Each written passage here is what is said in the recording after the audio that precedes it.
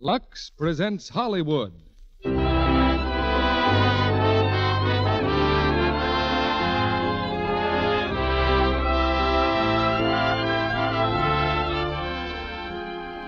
The Lux Radio Theater brings you Bing Crosby and Dorothy Lamour in Dixie with Barry Sullivan. Ladies and gentlemen, your producer, Mr. Cecil B. DeMille.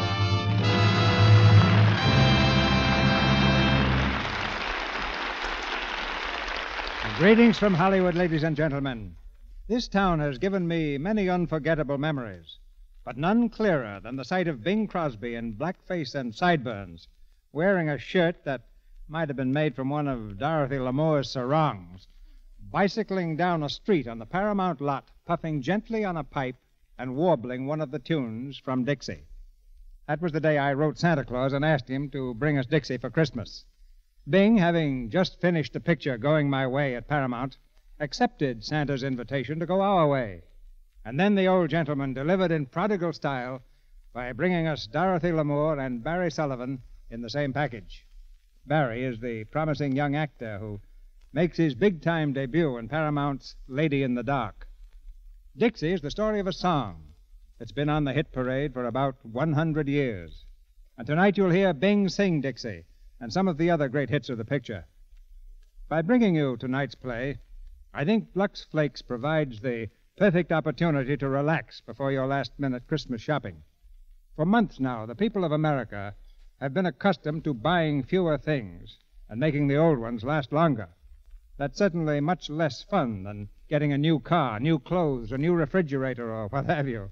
But it does represent a real contribution to the nation.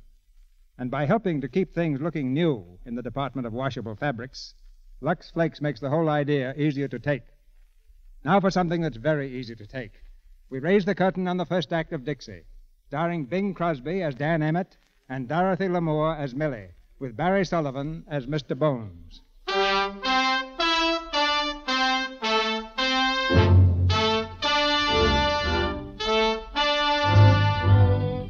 In the period before the Civil War, a new form of entertainment flashed across the American scene, the minstrel show. This is the story of the first of the great minstrels, Daniel Decatur Emmett, who donned burnt cork and sang his way into the heart of a nation with his immortal song, Dixie. Daniel Emmett came from a peaceful little town on the Mississippi, peaceful and drowsy, except that on this Sunday afternoon, a fire has broken out in the big house on the hill. Where's the fire? The Mason place. Look at it go. Well, get the fire wagon moving. Come on. We can't. Dan Emmett's got the key. What? The key to the firehouse. Dan Emmett's got it. Dan Emmett. Where's Dan Emmett? Hey, Dan Emmett. Has anyone seen Dan Emmett? Where's Dan Emmett?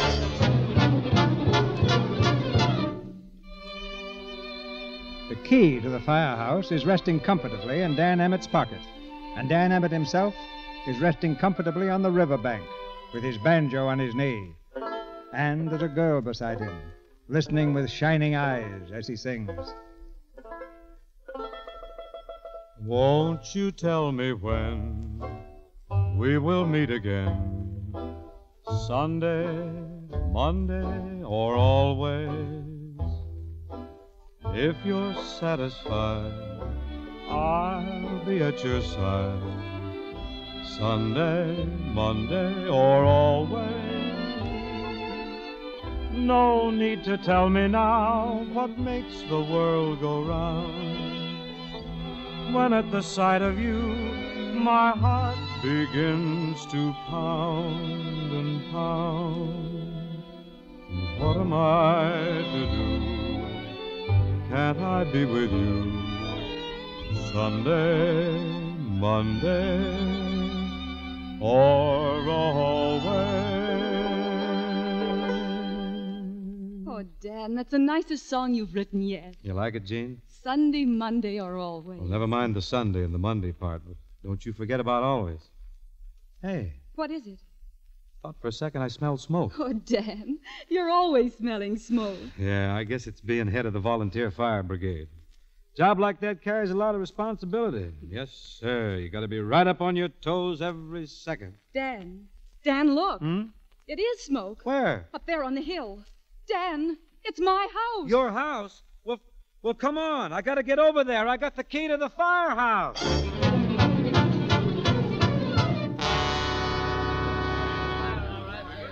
Might as well go home, Dan. She's burnt right out. Yeah. Take the engines away, boys. It's too bad. Well, you certainly were a dang long time getting here. Now look at my house. Just look We at couldn't it. help it, Mr. Mason. Dan had the key to the firehouse, and we couldn't locate him. What, Dan Emmett? Yeah, I'm sorry, Mr. Mason. There's not much left, is there? Oh, yes, there is. Your pipe, Dan Emmett. I found it in what was the hall. Let's see that. Well, it's my pipe, all right, but I don't remember leaving it there. Oh, I'm sure he didn't, Father. He certainly did. That's where the fire started. Oh, I'm sorry, Mr. Mason. I'll pay you back when I can. Well, the house happens to be insured. Oh, then everything's all right. All right. With me and my family out in the cold, you irresponsible pup, you're no good, and I don't ever want to see you around here or around my daughter again. Father. Now, Mr. Mason, I guess this isn't a very good time to bring it up, but I can't very well never see your daughter again. I'm planning on marrying her. Marry my daughter? Yeah. How could you support her? Well, I'm not exactly destitute. I got $500. That's no credit to you. Your uncle left you $550 8 years ago. Well, I'm quitting my job in the feed store. I'm going to be an actor and a composer. What? Father, please. Now, play actors make a lot of money, Mr. Mason. Yes, the good ones do. But you start play acting, and in 6 months, you won't have a cent left. Oh, I think you're wrong there, Mr. Mason. In 6 months, I'll have twice as much money. Well, you come back here in 6 months with $1,000, and you can marry Jean. And I'd rather cut off my right arm than have that happen. So you can see what I think your chances are. All right, Mr. Mason, but you better start saving rice. You're going to need a lot of it 6 months from now. Dan. I'll be around tonight to say goodbye, Jean. I'm taking the next riverboat south.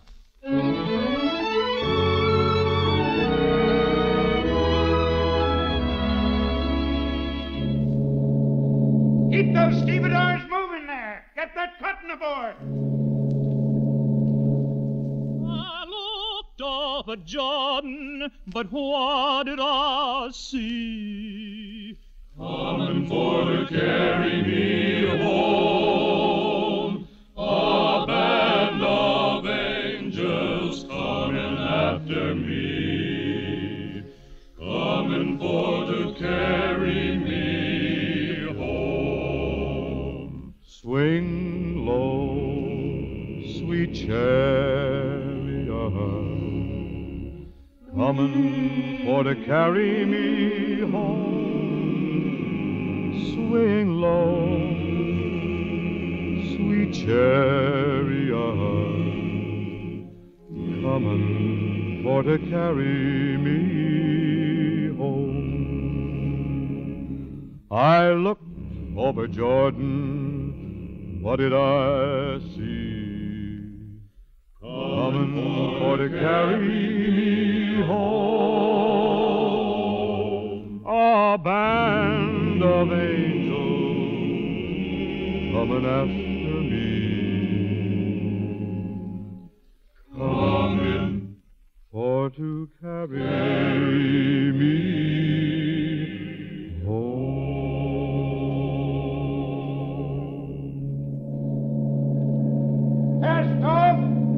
Good afternoon, sir. Oh, good afternoon. I was on the upper deck, sir, listening to your singing. Very lovely indeed, sir. Thanks very much. You're a professional, no doubt?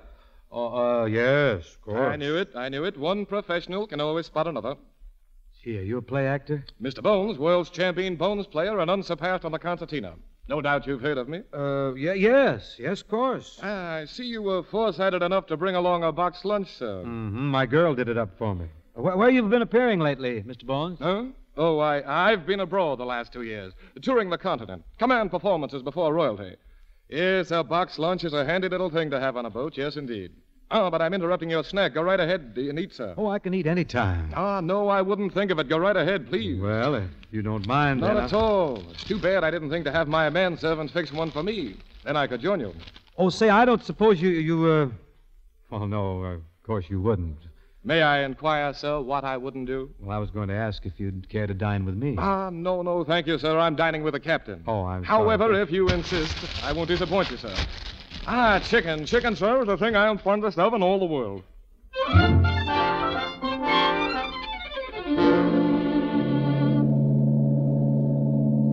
My, the provisions are all gone. We had quite an appetite, didn't we? Yes, if we eat like that very often, you're going to gain a lot of weight. Tell me, Mr. Emmett, in what theater do you next unleash that golden voice of yours? Right now, I'm not working. Well, don't you find that a bit awkward, being without funds? Well, I had a little windfall from an uncle of mine. Little windfall, or are you just being modest? Well, it was only $500. Well, after all, it's not really the money. It's just knowing that your uncle didn't forget you. Well, how shall we spend this pleasant afternoon? Would you care to play some cards? Not for money, of course. No, I don't know much about cards. Well, I don't know much about cards either. I just happen to have these with me. We'll play a very simple game. We'll cut the cards, and the high man wins. Now, cut, sir. Your queen of hearts against my two of spades. You win. I win? Yes, let's try it again. Cut, sir. Ace of spades. Well, there's no use my drawing. You win again. Once more, sir. Thank you. Oh, you got me this time. 7 of clubs. And I have the 6 of clubs. Oh. By Jupiter, but you're lucky. You know, it's too bad we aren't playing for money. You'd make a fortune. Maybe we better play something else, huh? No, sir. I'm determined to win at this game. Just to put some incentive into it, Mr. Emmett, I'll play you for $1. All right, put up your money. Well, no, never mind that. I'll trust you. The king of spades. Now I've got you. Whoop. The ace again. Mr. Emmett, how do you do it? I'll tell you what. I'll play you for $10. The same game? Same game. Oh, you may be sorry. That could be. That could be.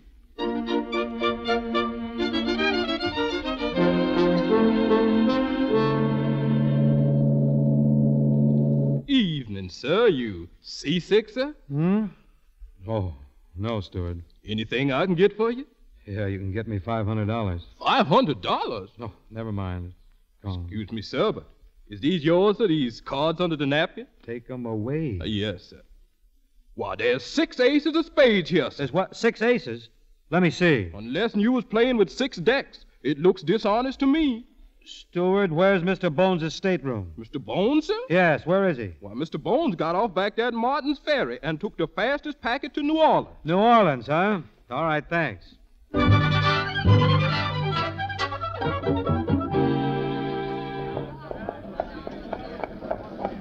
Mr. Bones! Hey, Bones! Hey, come here. Why, it's Mr. Emmett. Yes, it's Mr. Emmett. A delightful surprise. Glad to see you in New Orleans. If you're going to be here long, you must look me up. I've been looking you up for 3 weeks. Come here. Mr. Emmett, Stand still now. I want my $500. $500? Yes. Are you by any chance referring to the money I won from you at cards? I'm referring to the money you cheated me out of. That's a very harsh statement, Mr. Emmett. Why do you make it? Because I found 6 aces of spades on your chair after you left the boat. Oh, well, hundreds of people have sat in that chair. Why accuse me? Because you're a crook. That, sir, is almost an insult. You say I cheated you, Mr. Emmett. I say I didn't. That settles it. Good day, sir. Oh, no, you don't. I want my money, and I want it right now. I'd be very glad to return the money to you to put an end to this bickering, but the sad fact is the money is gone.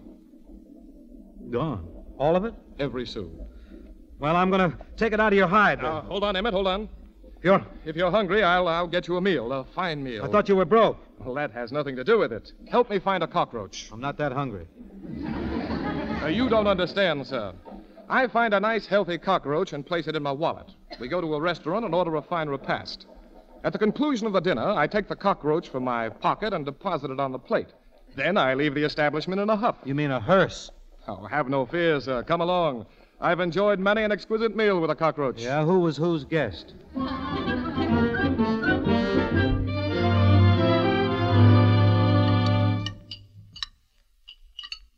It's a delicious meal, wasn't it?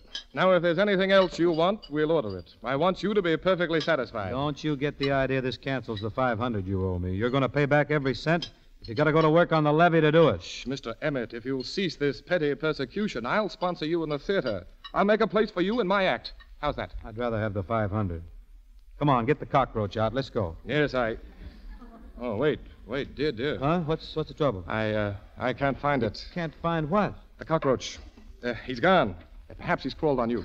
What are we going to do? Did you lose something, gentlemen? Why, yes. As a matter of fact, yes, waiter. I seem to have misplaced my wallet. And me, too. Both of you have lost your wallets? I think we've been robbed, yes. That, gentleman, you should be ashamed to use. If I were going to steal a meal, I would have a more original approach. Well, we did have.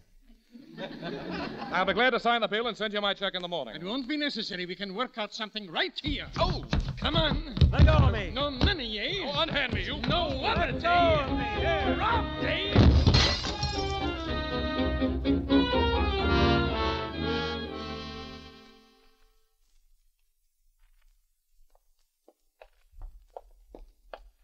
Wonderful food, wasn't it? Did you have enough to eat? Yeah, but I'd hate to have to do it 3 times a day. This is my boarding house. It's not much of an establishment, but you're welcome to be my guest until we get set. Looks great to me. All I want's a place to lie down and bleed. Be very quiet now. Someone's sick. Just a minute, you. Ah, Miss Cook. Trying to sneak in again, are you? Miss Cook, I'm glad I ran into you. I want you to meet a fellow artist of mine, the famous Mr. Dan Emmett. We've toured together. From the looks of you, I'd say you toured several bars together. Miss Cook is quite a wit. Well, come along, Emmett. Just a moment, Mr. Bones. At the risk of being a bore, I'm going to ask you for your rent again. Miss Cook, I've discussed that thoroughly with your father. He understands that when I've decided which local engagement to accept, I can reimburse him. And just where do you think you're taking Mr. Emmett? To my room. Oh, no, you don't. You might have made a deal with my father for yourself, but one deadbeat per room is enough. Now, wait a minute. How do you know I'm a deadbeat? I haven't been here long enough to be one. Well, you can remove all doubt by paying your rent in advance. Oh, well, Mr. Bones! Well, old-timer, delighted to see you. I want you to meet one of my colleagues, the famous Mr. Dan Emmett. Dan, this is Mr. Cook. Well, Mr. Emmett, I trust that you're going to stay with us for a while. Well, I thought I'd... No, he isn't, Father. I'm sick and tired of this. Every room in this house is full of down-and-out actors who came to you and flattered you with a little theatrical talk and settled down to live off us. Millicent, my child, of course we know that you don't mean that. You're tired out. Of course I'm tired out. From sweeping and scrubbing and taking and sewing to pay the bills. We got to draw the line somewhere, and we might as well draw it through Mr. Emmett. I'd like to draw it right through Mr. Bones, too. He not only doesn't pay his rent, but he tries to kiss me every time he catches me in the back hall. My dear, you forget you're very attractive, and actors are emotional people. Besides, Mr. Bones said he would pay us when he had an engagement. Now he has one. Where? While you were out this morning, a messenger came from the Maxwell Theater. The manager wants to try out your act tonight. They've always loved me here in New Orleans. I imagine this engagement will be sensational. Well, come on, then. Let's start putting our routine together. Our routine? Mm-hmm. And why do you use the plural pronoun? We made a deal. You agreed to take me in with you. Oh, that was a hypothetical case. Sometime in the future, yes. Tonight, however, I am doing a single. If you do, you'll be doing it in your underwear. And what do you mean by that? This is too good a chance to miss. We can get 2 jobs instead of 1. In fact, we can get 4. By using those 2 broken-down actors in room 6. That means 4 actors paying rent instead of none. So, Mr. Bones, you better change your mind if you don't want your clothes locked in your room. Well, what do you say, Mr. Bones? Do we go with you, or do we lock you up? Wait. What are you going to do about those black eyes you're wearing? Makeup won't cover those. Now, don't expect a solution from me. I know what you could do. You can't change the color of your eyes, but you can make your faces up to match them. Go as darkies. Miss Cook, if you think the audience would stand for our masquerading as Africans, why, we'd be run out of the theater. Well, I'd rather be run out of it than never get in there at all. Come on.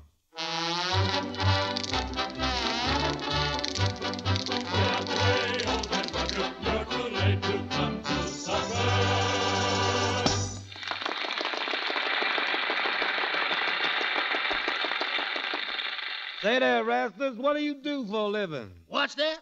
What do I do for a living? That's what I say. Well, I do as little as possible. Yuck, yuck, yuck, yuck, yuck, yuck, yuck. Say there, Mr. Man, I bet you's a lying with the ladies. That's what I is, brother, and you ain't just lying.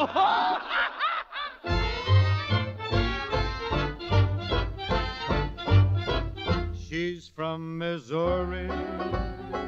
You'd know it right away. She's from Missouri. Be careful what you say. Don't try to fool her. What a fool you'd be when she has those eyes that say, you gotta show me. We'll soon be sweethearts. Her glasses tell me so.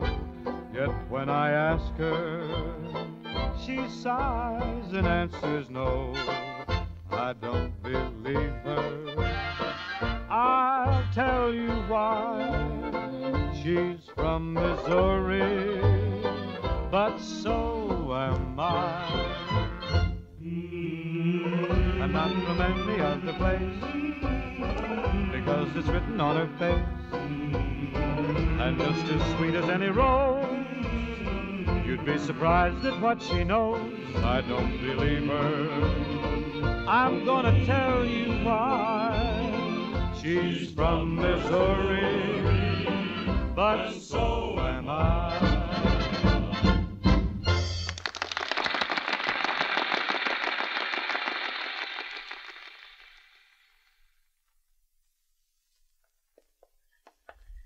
Well, the act went all right. Yeah, we're a hit, I guess. Booked for a run. Kind of nice you let me walk home with you.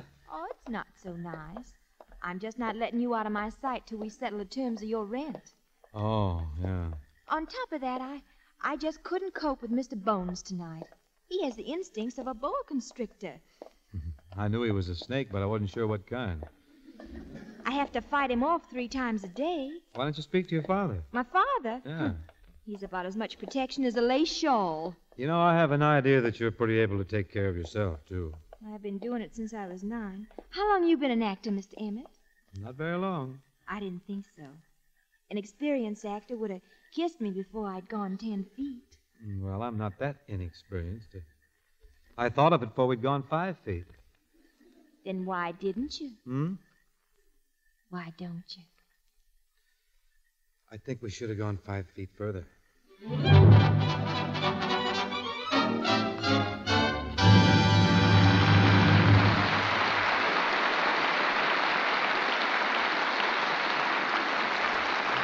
just a moment, Mr. DeMille presents Bing Crosby, Dorothy Lamour, and Barry Sullivan in Act 2 of Dixie. During this brief intermission, Sally wants to introduce a special guest. For an impossible interview. He certainly looks impossible to me, but this was your idea, Sally. He's your friend. My friend? I should say not. He hasn't a friend in the world. Well, speak up, man. Who are you? Well, you know how stockings pop into runs sometimes for no reason at all, like this. Well, I'm the guy who pops them. You wouldn't have a chance if some people weren't careless about washing stockings, rubbing them with cake soap or using strong soaps. Then the threads get weak. Then I come along and pop them, and they never guess what happened. Boy, oh boy, is that fun. You're a mean man. Stockings are so precious these days. That's what I like. A run. Makes people complain about their stockings. And all the time, it may be because they've been washing stockings the wrong way. You don't do much business when girls lux their stockings every night. No, I don't have any fun. Stockings last twice as long when they're luxed every night. Of course they do. They stay elastic so they can stretch and spring back into place without breaking into runs. Yes, that's why it pays to lux stockings nightly and never risk strong soaps or cake soap rubbing. Actual strain tests prove Lux cuts down runs over 50%. That's twice the wear with gentle Lux care. Don't waste Lux Flakes. Use all you need to get rich suds, but no more than you need. We pause now for station identification. This is the Columbia Broadcasting System.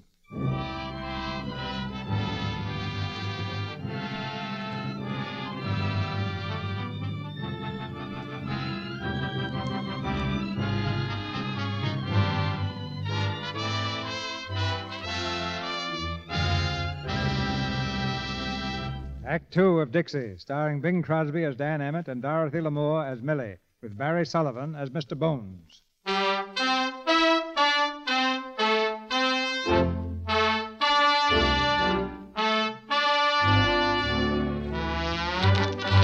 The minstrel show has been born in New Orleans. It's still only 4 men and burnt cork, but the idea is catching on. Dan Emmett has plans now. 24 men on the stage at one time. Costumes, dances, funny sayings, and brand new songs. Bum bum bum bum bum bum bum bum bum bum bum. Hello. Oh, good morning, Millie. I hear you had standees at the theater again last night. Well, we haven't had a vacant seat for, last 2 weeks. Bum, bum, bum. Don't you ever get tired of working? You're at the theater all night. I shouldn't think you'd want to be writing songs all day. Well, I'm not getting anywhere with this one. The tune keeps running through my mind, but I can't think of any words for it. What you need is to relax. Why don't we take a walk this afternoon? It's a wonderful day. Well, I don't know. That walking maybe it isn't so good. Hey, I smell smoke. Smoke? Hey, look out. It's my pipe on those papers. Oh, Dan, don't burn yourself. It's all right. Say, that was close. I got into trouble like that once before. Let me see your hand. Did you burn it? Just a little. Let me see. Oh, Dan, I'm so sorry. No, it's not bad. Look. Here, let go, will you? Let go of my neck. Dan, kiss me. Well, here we go. Good morning. Oh, Father. I'm sorry to interrupt, but I was looking for Mr. Bones. He's going to enlarge his act, and I might even consider going back on the stage myself. Oh, go right ahead with what you were doing. I'll see Mr. Bones presently. He said for us to go on with what we were doing. Millie, I think it's a pretty good thing he came in. Gee, I don't know what's the matter with me. I'm in love with Jean, and I'm going to marry her. If that girl really meant anything to you, you couldn't kiss me like that. Well, you sort of sneaked up on me. Oh, did I? Well, I'm not going to sneak up on you anymore. Hey, Millie.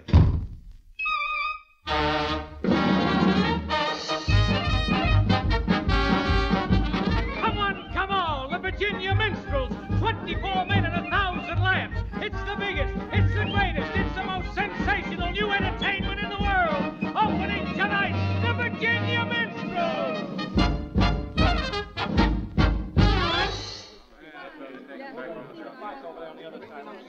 Good luck, Father. Thank you, my dear. Thank you.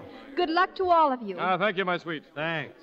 And I suppose, Mr. Emmett, if you are successful tonight, you'll be racing back to marry that girl of yours. Yeah, or sending for her to come here. Oh, won't that be nice? Perhaps we can make it a double wedding. Mr. Bones and I are getting married, too. We are? When did I ask you? You didn't. But if you weren't leading up to it, you're a cad. Well, I don't mind. At least we can try it for a while. Well, aren't you going to congratulate us, Father? Well, my little girl married. Seems only yesterday that you were in pigtails. My congratulations to both of you. Which ones you say you were marrying? I believe she designated me. Oh, really? On stage, ready for the curtain. Good luck again, Father. Goodbye, my dear. Goodbye. Bye, Millie.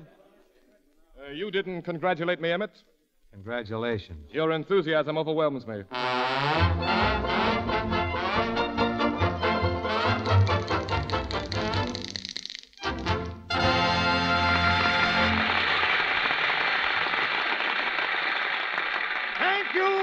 Thank you. And now, ladies and gentlemen, Mr. Tambo Jones will sing a song about a horse and carriage. Mr. Tambo Jones.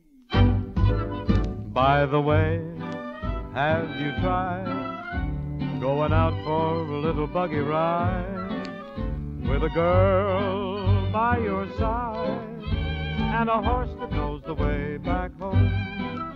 Summer skies, rosy lanes, while a lark in the meadow entertains, and you can drop the reins with a horse that knows the way back home.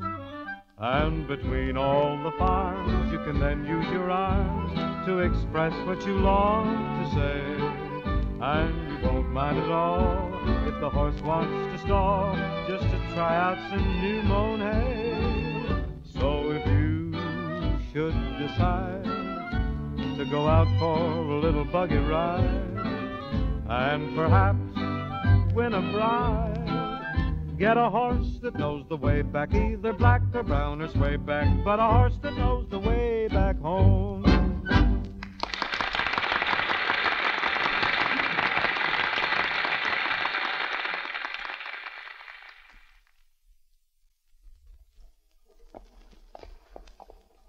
Will Antoine's be all right, Millie? It's all right with me. We really ought to celebrate this occasion, you know. The show a success, our engagement. Driver, Antoine. Yes. Wait, hold that cab, driver. Millie, could I see you a minute? I'm sorry, we're just going to... Well, this is important. What is it? Well, I can't tell you here. Couldn't we go some other place? My fiancée is already going someplace. Millie, you can't be engaged to Mary Bones. You don't love him, and I know it. Really? Look here, Emmett, your conduct is unforgivable. Don't try me too far. Millie, the minute I heard you say you were marrying him tonight, I knew I couldn't let you go. Emmett, in a very few moments, you're going to have a fight on your hands. Oh, don't bother to brawl with him, Bones, darling. Have the cabbie throw him out. Millie, I don't blame you for feeling hurt after the way I treated you, but I'm sure of myself now. It's you I want. Get your elbow out of my stomach and quit proposing to my fiancée. Millie, please listen to me. What do you want to do, start a harem with me and that girl of yours? I'm just trying to put over the idea that I want to marry you. Dan. Emmett, my patience is almost exhausted. Oh, Dan, darling, I'm so glad you said that. I'll marry you tonight if you want me to. Darling. Millie, this transcends decency. I demand an explanation. Well, how can we make it any clearer to you? Oh, Millie. Oh, Dan. Well, I must say, this was the shortest engagement on record. Listen, there's a fire somewhere. Oh, there it is. Good heavens, it's the theater. The theater, Oh, Dan. Hey, I can't find it. What? I thought I had it with me. Had what? My pipe. Oh, Dan.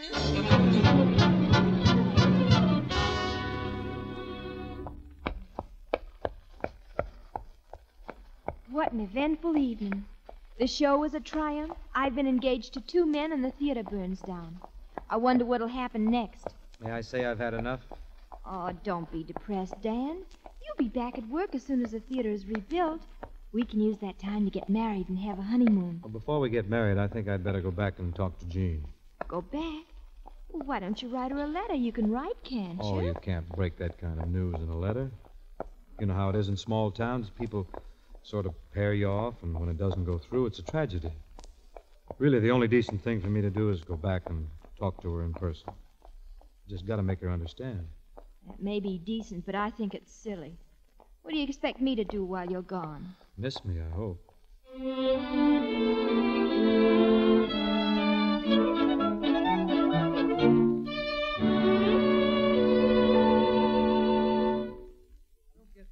Mason, I come all the way from New Orleans just to see... I'll tell you again, Jean doesn't want to see you, Dan. Well, why not, Mr. Mason? I got something important to tell her. I can give her any messages. Not this one, Mr. Mason. I've got to speak to her myself. All right. Come here to the window.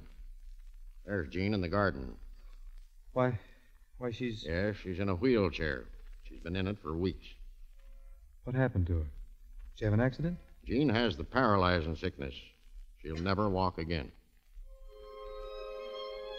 So that's why she didn't want to see me. She doesn't want your pity, Dan. She ought to know better than that, Mr. Mason. You see, I came back here to marry Jean.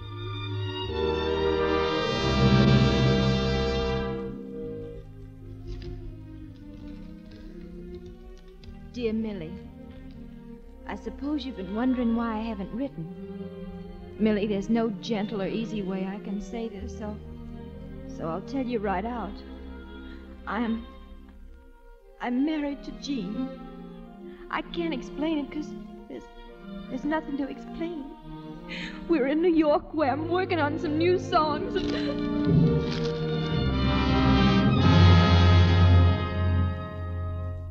Come on now, you're going to hear this new song. Oh, I feel like a baby the way you carry me around. Oh, you married a strong guy. Oh. Now, you just sit there and listen. All right, Master. I hope you think it was worth the trip from the kitchen when you hear it. You need a pillow, Jean? No, thanks. I'm fine, darling. All right. Did I see moonlight and magnolia trees? Smile again, my darling, if you please. Did I hear music on a warm spring breeze? Speak again, my darling, if you please. Did I feel cool September rain just then? If you please, touch my cheek with your hand again. When you are near me, I can dream with ease, and I'm yours, my darling, if you please.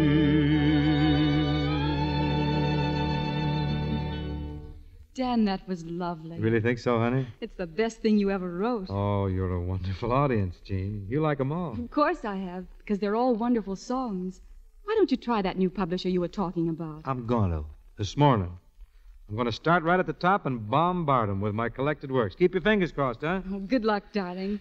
And hurry back. You know something? You're the bravest little wife a fella ever starved with.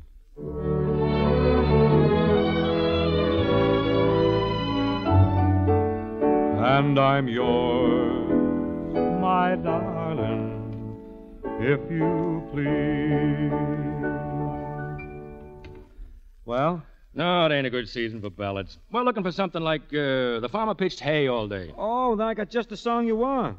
Turkey in the straw. We don't want any songs about animals. It's not about an animal. It's about a turkey. Turkey? Yeah. That reminds me, it's time for lunch. Now, wait a second. I've played you 10 songs. They're all good numbers. You must like one of them. All right, I'll give you $100. For which song? For all of them. That's only $10 a song. I can add 2. Do you want it? I don't want it, but I need it. All right. I'll get you the money in an hour. Look, I got one more song. It's my best. I've been working on it for a long time, but I just got the words today. Listen. Oh, I wish I was in the land of cotton. Old times there are Hold it. Well? I'll give you $1 for it. $1? That's the trouble with you fellas. You have no foresight, no vision. I'll bet you haven't had a song success up here in years. Now, that's the reason we can only give you $1 for it. Thanks. I'll keep the song.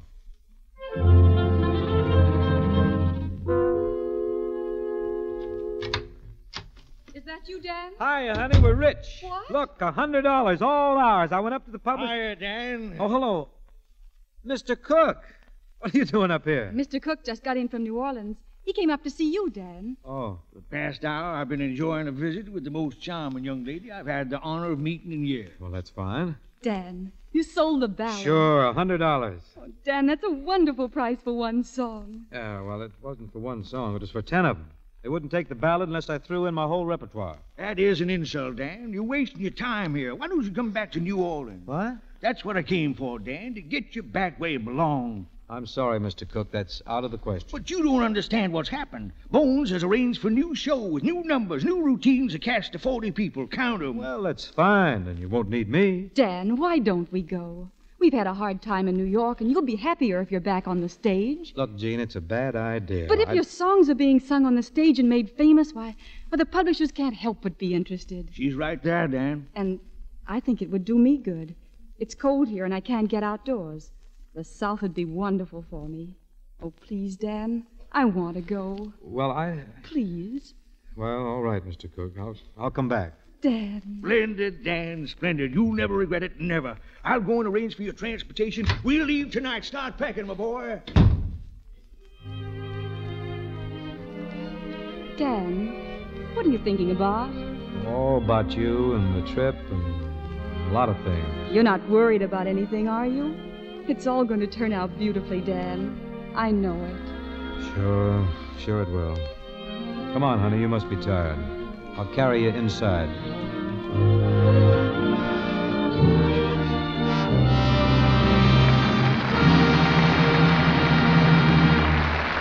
Mr. DeMille will return in a moment with Bing Crosby, Dorothy Lamour, and Barry Sullivan for Act 3 of Dixie. We have a special guest here tonight, and I'd like her to say a word now. She's Lieutenant Junior Grade Helen Rhodes of the Navy Nurse Corps, who served with our Navy at Pearl Harbor.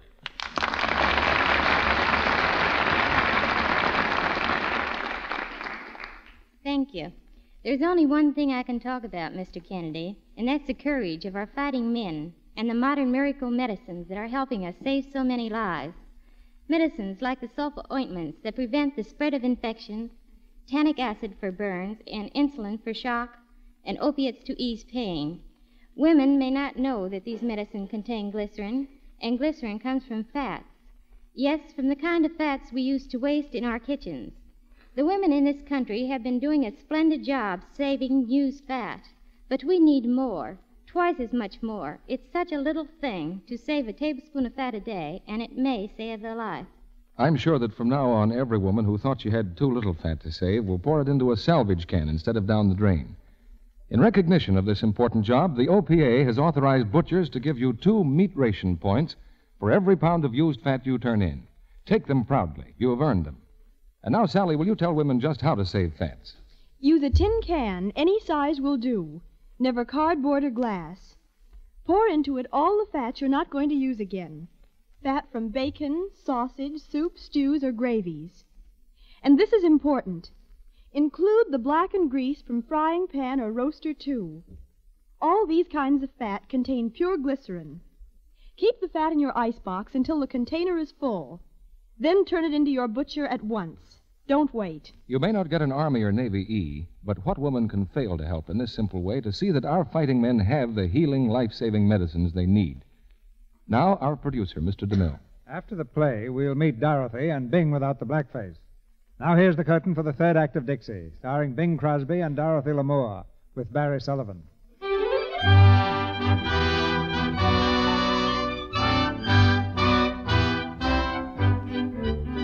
In the boarding house in New Orleans, Millie awaits the arrival of the new guests.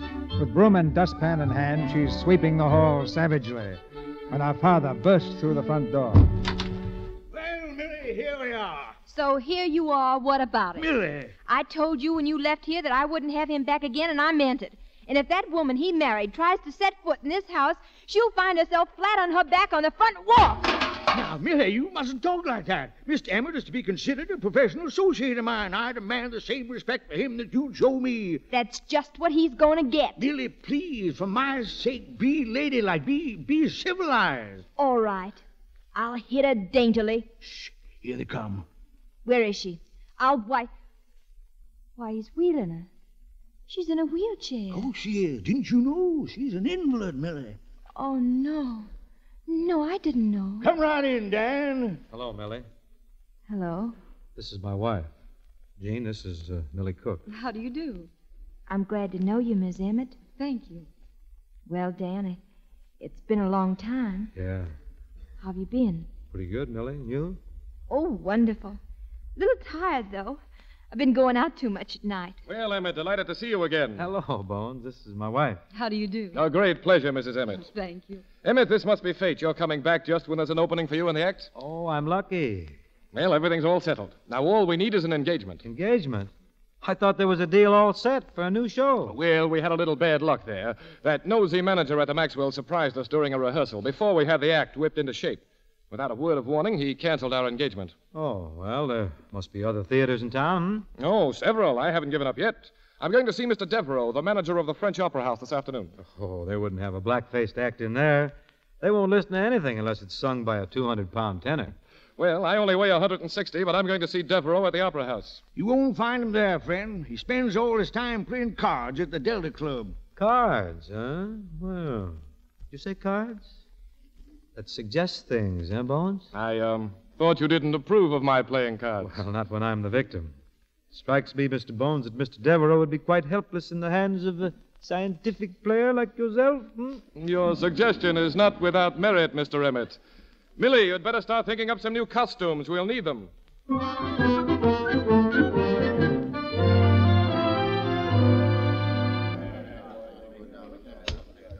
There you are, sir. 4 kings.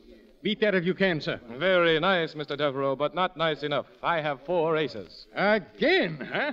Rake in the chips, Mr. Emmett. Would you care for another game, sir? Not tonight, Mr. Bones. I fear I've overpaid myself to the extent of a couple of $1,000.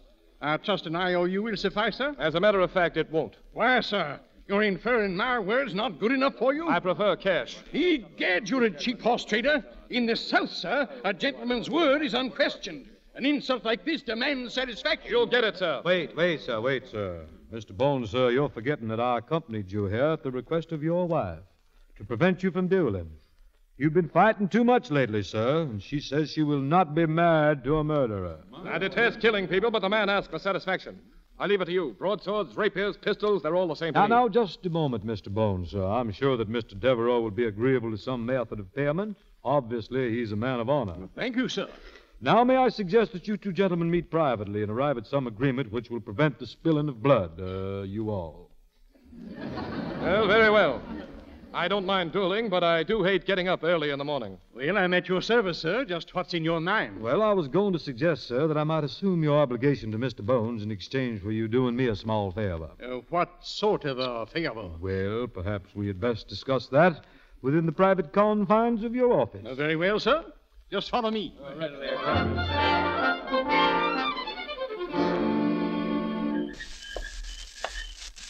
Dan. Oh, hello, Millie. Are you going back to the house? Yes, I just... I'll walk with you. Fine. Well, what kind of a card player was Devereaux? Not nearly as good as he thought he was. We're booked to open at the Opera House. Oh, wonderful. Isn't that great? Where are the others? Oh, they're celebrating with a couple of beers. Remember the first night we walked home together? Huh. I guess I was pretty silly that night trying to get you to kiss me. You weren't so silly. I did it, didn't I? but it was harmless enough, though. What happened since then has proven that. Mm-hmm. I certainly appreciate the way you've treated Jean. Don't give me too much credit, Dan. When you came back today, I was furious. Then when I saw her, I began to understand. You like her? She's a very sweet girl. It's wonderful not being mad at you anymore, Dan. I guess there isn't any reason why we shouldn't be as good friends as we ever were. Oh, yeah. Well, we'd better go in. Oh, hello. Oh, hello, Jean. Didn't see you sitting there. I asked Mr. Cook to wheel me out. It's such a lovely evening, isn't it? Yeah. Yes, it's beautiful. Well, good night. Good night.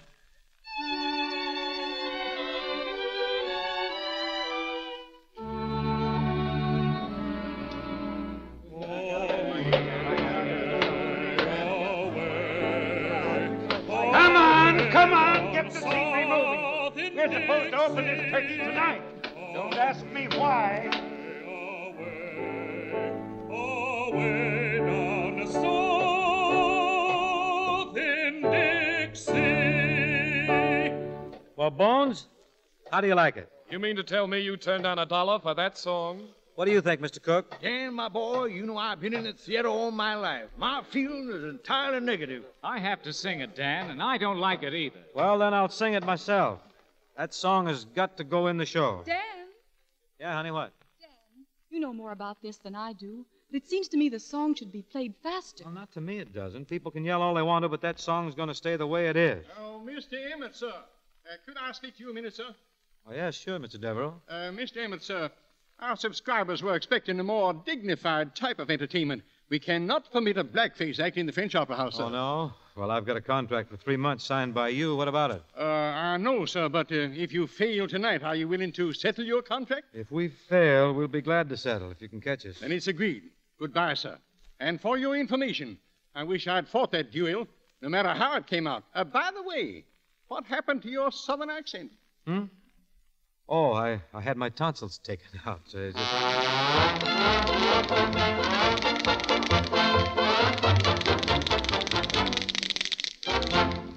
Gentlemen, be seated.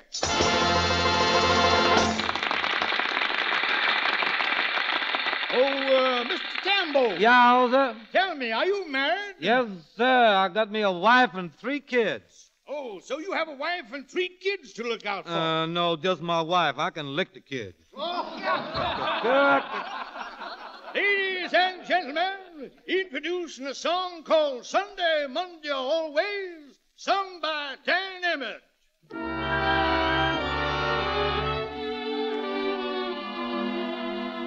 Won't you tell me when we will meet again?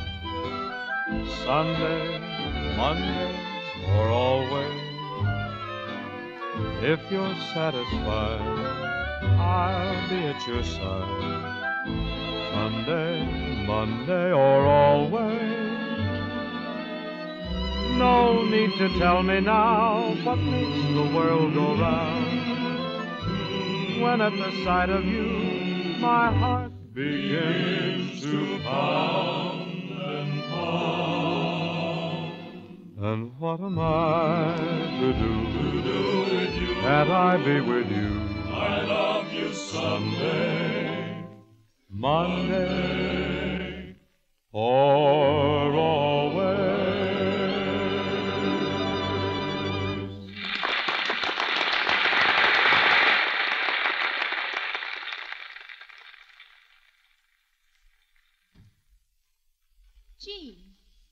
Jean, aren't you going to watch the show? What are you doing down here? I had someone wheel me to Dan's dressing room. Jean, what's the matter? Nothing. Why, Millie? Well, the doorman told me a boat ticket was delivered to you just before the show started. 1 ticket. Where you going, Jean? I thought I'd go home for a while. You see, I know Millie. You know what? I've watched you and Dan. I know he's in love with you. Jean, Oh, I don't blame him, or you either. Wait a minute. You're all wrong, Jean. I'm going to be married tomorrow to Mr. Bones.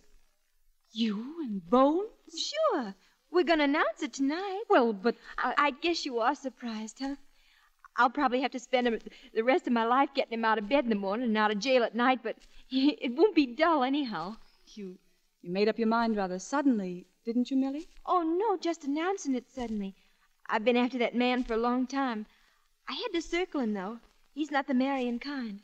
I had to use Dan to make him jealous. Millie, that's wonderful. Now, come on up and watch the show. And send that ticket back right away. All right, Millie.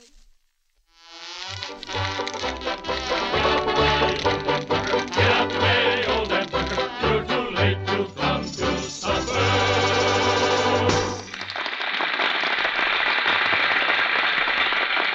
Oh, Mr. Tambo. Yowza. Why are you always broke? Don't you take your salary to the bank every week? Got to. It's too small to go by itself. I hear you have a dog, Tambo. Yes, sir. I done got me the smartest dog, most expensive dog in the world. But I done sold him. You sold your dog for how much? $100,000. Cash, money? No, I got me two $50,000 cats. Mr. Cook, I smell something. I smell smoke. Good gracious, the theater's on fire. Well, play something. Play something quick. Play something a fast tempo. Hurry up. Play Dixie. Yeah, sing it, Dan. Sing it loud. Just keep your seats, folks. Keep your seats.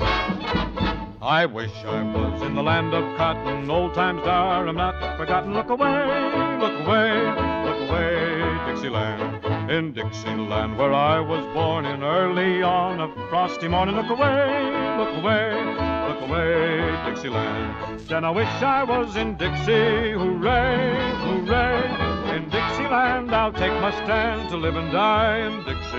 Away, away, away down south in Dixie. Away, away, away down south in Dixie.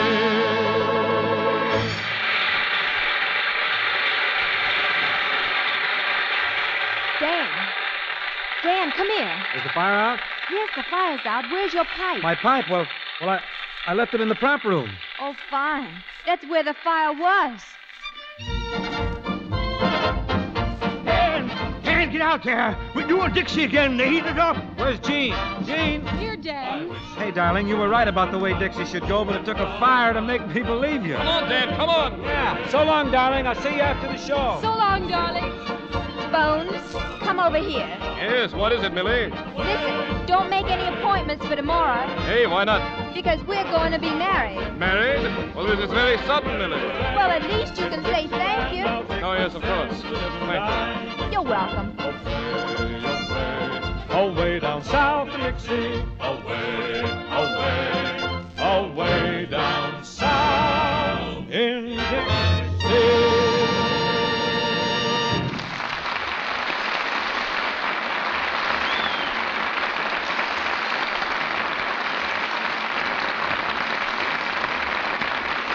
Before our stars return for a curtain call, here's a suggestion to mothers of wartime brides. In Ceylon, a new son-in-law has to pay the bride's parents the cost of washing the bride's clothes from birth right up to the day she's married. Why, Mr. Kennedy, that wouldn't be much if she's a Lux girl. No, Lux is a thrifty way to take care of clothes, keeps them new-looking longer, too. And making things last is mighty important these wartime days. If you've been shopping lately, you've probably noticed that many types of fine cottons and rayons just aren't being made anymore. Looms are too busy turning out materials for war. So it's up to us to take extra special care of those nice things we have. You couldn't use anything safer than Lux Flakes. A little Lux goes so far, you'll find you can do an amazing amount with one big box. Use it not only for underthings and stockings and washable dresses, but for your curtains, too, and washable slipcovers, bedspreads, everything around the house that's safe in water alone. If your dealer is out of Lux Flakes today, be patient. He'll have more soon. You can be sure Lux is worth waiting for. Now, here's Mr. DeMille with our stars. Right now, Bing Crosby, Dorothy Lamour, and Barry Sullivan are on the road to a curtain call. Oh, sorry, CB. Dottie and I can't be on the road to any place without Bob Hope. Bing, I want you to know that I didn't agree with those other producers at Paramount when they saw Dixie for the first time. Well, what did they say, Mr. DeMille? No hope. A run of DeMille opinion, I think. Well, Dottie's traded hope for Technicolor and riding high. Yes, You know, I like to make a picture without a sarong once in a while. You mean you don't even wear a sarong in riding high? What's so wrong about that?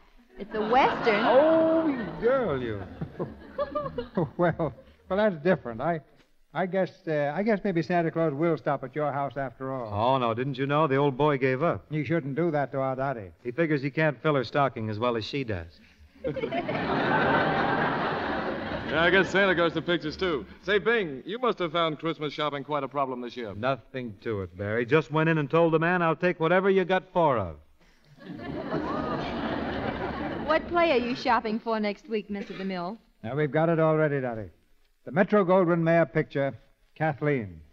And next Monday, we have the original stars of the picture, Shirley Temple and Herbert Marshall. Next week brings you a new Shirley Temple, a grown-up young lady now, but with the same charm and talent we knew in a tiny girl. And Kathleen is a delightful way to meet her again. Time marches on, and Shirley Temple has days. Wouldn't miss it, C.B. Good night. Night. Good night. Good night. Happy Christmas to all of you.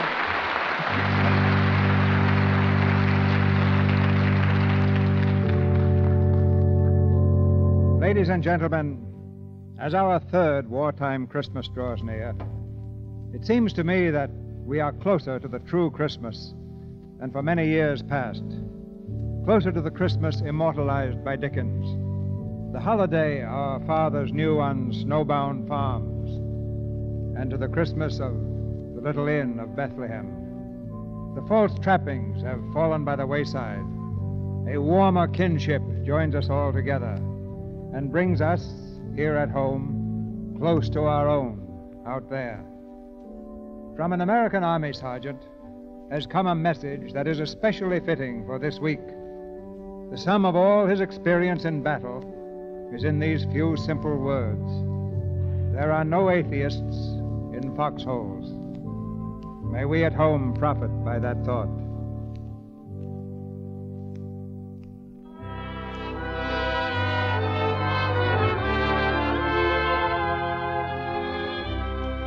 And now, to all men and women of goodwill, wherever you may be, our sponsors, the makers of Lux Flakes and Lux Toilet Soap, join me in wishing you every blessing of the Christmas season.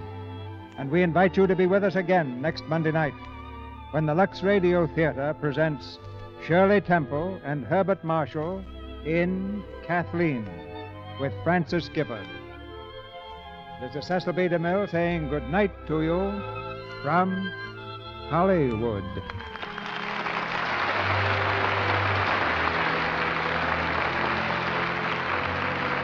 And folks, here's a date to remember. It's next Wednesday, December 22nd.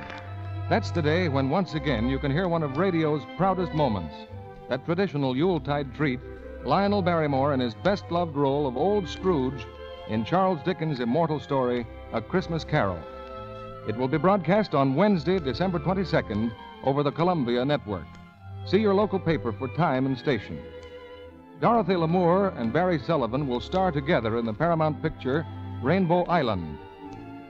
Heard in tonight's play were Leo Cleary as Mr. Cook, Louise Arthur as Jean, and Cliff Clark, Norman Field, Ed Emerson, Charles Seal, Horace Willard, Eddie Marr, and Griff Barnett.